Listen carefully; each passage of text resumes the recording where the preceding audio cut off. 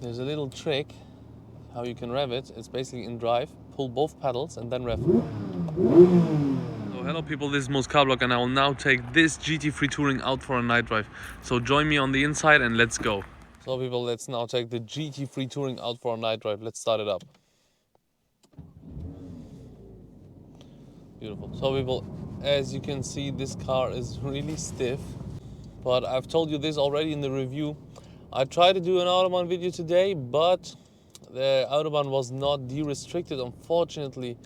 Beautiful ambient, settled ambient lighting. Everything here is like white lights here for the buttons. Everything here is, and when you press them, they turn red. As you can see, stiff, not stiff, exhaust loud, silent. And let's get the spoiler out, because this is one of the coolest animations of this car.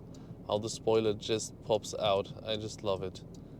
And the animation in the infotainment screen is so good. I love this car so much, and it drives like a supercar, and it's really controllable and so loud at the same time. There's unfortunately no heated seat, no heated anything here, but it's a supercar and not a daily car. Or it's a subtle supercar, because it looks subtle, but it has still the same suspension and stuff like the GT3. So it's not subtle, it's a GT3 without a wing. I've spent quite some time now behind the wheel of this beauty, and I can just tell you that it's what you expect. It's a supercar experience. It's perfect. You fall in love with it. You just want to rev out the gears all the time, because this is the sound you are getting from it. It's so rewarding to rev out the whole gear, and it's not that scary to drive. It's completely normal, even it's being rear-wheel drive and having semi-slick tires, Cup 2 tires. It's really just normal to drive. The 488 Pista or the GT2 RS, they scared the life out of me. I had to be so careful when I drove those, and literally one mistake would have cost the whole thing. The whole car would have been gone by one mistake. But here, due to the natural aspiration and not having really big turbos kicking in with so much boost, it's so easy to drive this car, and it's also easy to drive it fast. And it's so nice on the steering. It's absolutely insane how this car behaves. You just fall in love with it. The more time you spend in this car, the more you will love it. It's so nice. This sound is out of this world, ladies and gentlemen. This sound is so good. It's so rewarding.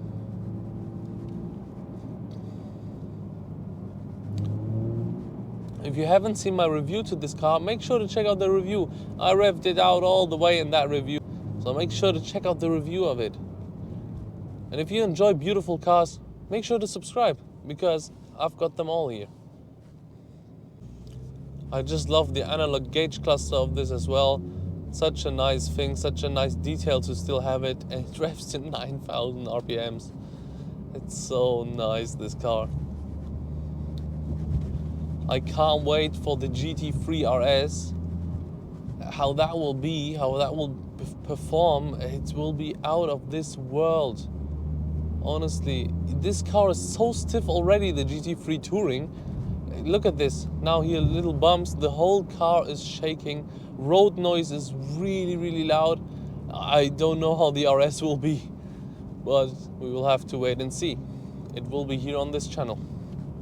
As you can see, you can drive it in town. It's pretty normal. It's pretty okay, pretty doable. But of course, it's not like a normal 911 or Panamera or Taycan or something like this. It is stiff. It is a supercar. Look, these bumps and stuff, they are there, but it's still doable and perfectly fine. Getting in and out is also really hard. This carbon bucket seat is not a joke. It never gets boring as well. It's just always an experience.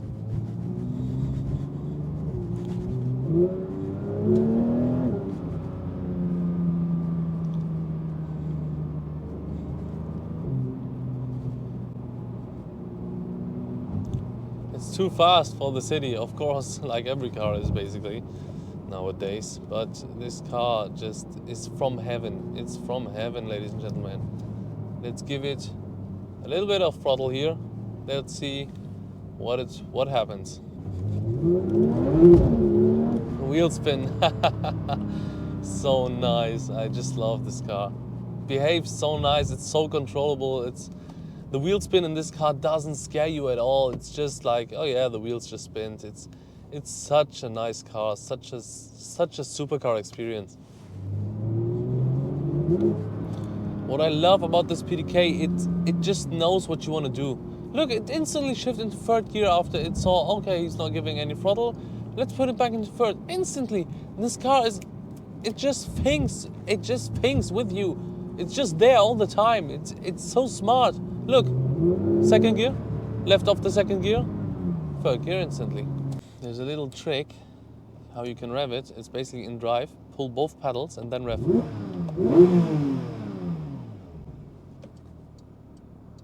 This car sounds so good, ladies and gentlemen. Let's drive with a little bit of light here.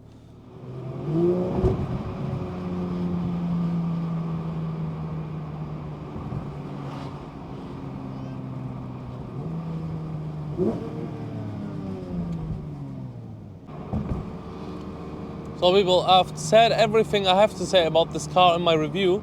Now it's just some night driving, and I hope you are enjoying it.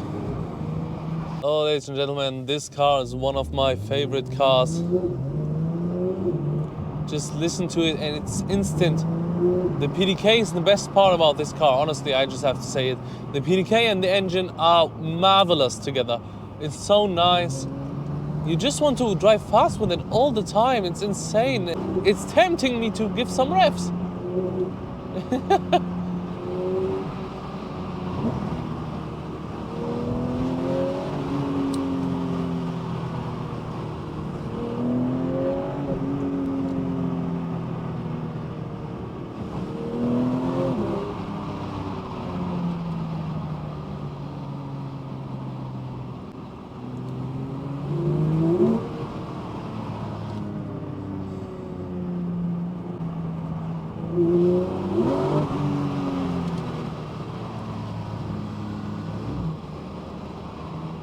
With the engine being in the back, it's amazing that how this car performs. Since all the weight is like at the back, this car is just so agile and I just love it and I'm here for it 100%. The front is also really, really big. I fitted a lot of suitcases in there, I fitted one suitcase in there and all my filming gear. I don't know why I said a lot of filming, yeah. I fit one suitcase in there and my whole filming gear and it's absolutely no problem. They could easily fit some bags and some more stuff. And you have the stuff in the back here, you have the place in the back. Because the Touring doesn't have a roll cage, you can put your stuff in the back. And